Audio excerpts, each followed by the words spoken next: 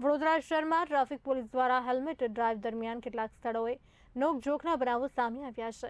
શહેરમાં વગર હેલ્મેટ વાહન ચલાવનારાઓ સામે કડક કાર્યવાહી હાથ ધરવામાં આવી રહી છે, જેને કારણે કેટલાક વાહન ચાલકો બહાનાબાજી કરતા પણ જોવા મળ્યા।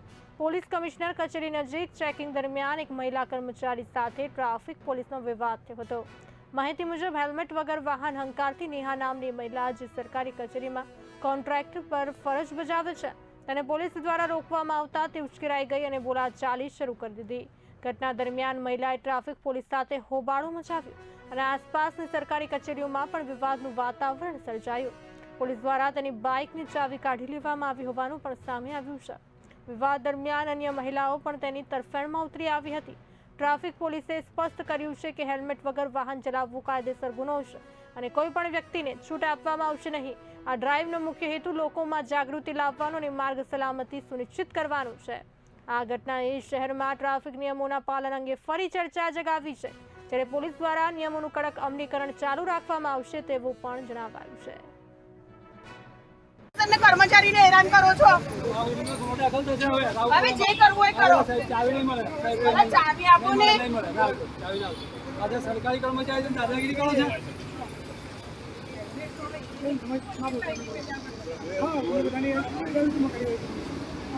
આજે તમે દાખલો કરી છે પણ પરીક્ષામાંથી ઉતરીને ક્યાં બેઠો? હા તમે રોક્યા પરીક્ષામાં હેલ્મેટ ના જ પહેરે ને? મેં કહું પરીક્ષામાંથી આમને ખબર છે તમે એમને સમજાવો કે અવાજ નીચો રખાય। અવાજ ધીરો નહીં, હું ધીરેથી જ બોલું છું સર, મારે તમે ચલણ કાઢી દીધું। તમારો અવાજ મોટો છે, મારો લાયસન્સ છોડી દેવાય પછી છોડી દેવાય ને, મારી ગાડી મૂકી રાખો છો, ચાવી લઈ લો છો। પછી એમણે શું આ કર્યું? પોલીસની કાર્યવાહી છે। શું કર્યું પછી? હું શું ગુનો દાખલ કર્યો છે? બધી યોગી છે એનું આમ કરી શકે આમ કરી શકે સીટી સામે એ પછી મેં બોલી, જ્યારે તમે મને કીધું ને ગુનો દાખલ કરીશ, હા। ત્યારે મેં બોલી એવું। હું ક્યારે બોલ્યો ગુનો દાખલ કરી? હું તમને માર્યા જ રોજ તમને કઈ ખરાબ બોલી? અહીંયા કેટલા તમને કઈ અપશબ્દ બોલી છું? હું તમને કઈ અપશબ્દ બોલી? પણ તમે શું બોલો મને એવું બોલ્યા કે ગુનો દાખલ કરીશ? શાનો ગુનો દાખલ કરશો મને? મેં પોલીસને અગેન્સ્ટ નથી કરી, પોલીસને અગેન્સ્ટ પણ નથી બોલી, હું નથી બોલી। આ લોકો મને બધા પ્રશ્ન પૂછે છે તમને કેમ ઊભી રાખ્યા? તો મેં કીધું કે ભાઈ મેં અહીંથી જતી હતી એટલે એ લોકોએ મને ઊભી રાખી અને કામગીરી ચાલુ કરી। મને શું ખબર છે એના માટે? પછી મેં પૂછ્યું શેના માટે ફોટો પાડો છો? ત્યારે મને એમણે કીધું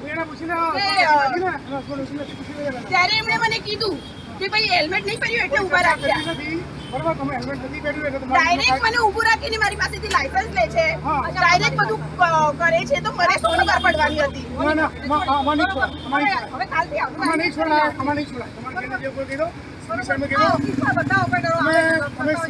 અરે આવું મારું વાંધો નહીં, હું ડીએમ સીસીપી ટ્રાફિક કાર્યવાહી થશે, બરોબર? પણ અરે અમે તો ઓફિસમાં હોઈએ છીએ, તમે અમારા પર જ કાર્યવાહી કરશો?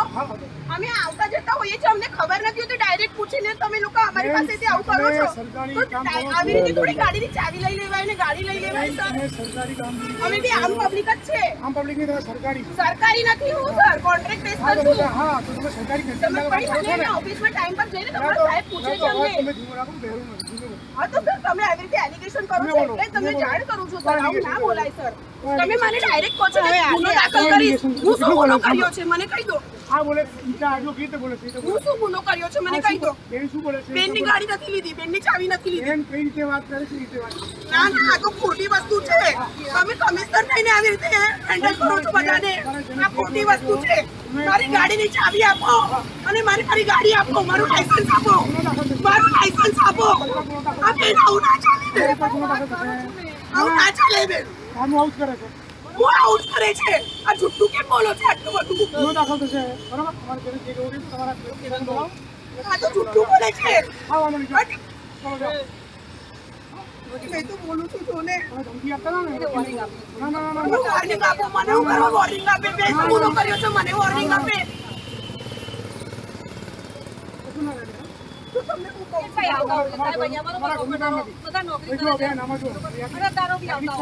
મારા કમિશનર આવતો ને એવું કે હું અહીંયા બેહી રહીશ, મારા કમિશનરની ગાડી અહીંથી જશે તો મારા સાહેબને ઊભા રાખીશ અને કહીશ કે આ સાહેબે મારી સાથે આવું કર્યું છે। તમે ઇસ્યુ કરો છો, હું નથી ઇસ્યુ કરતી।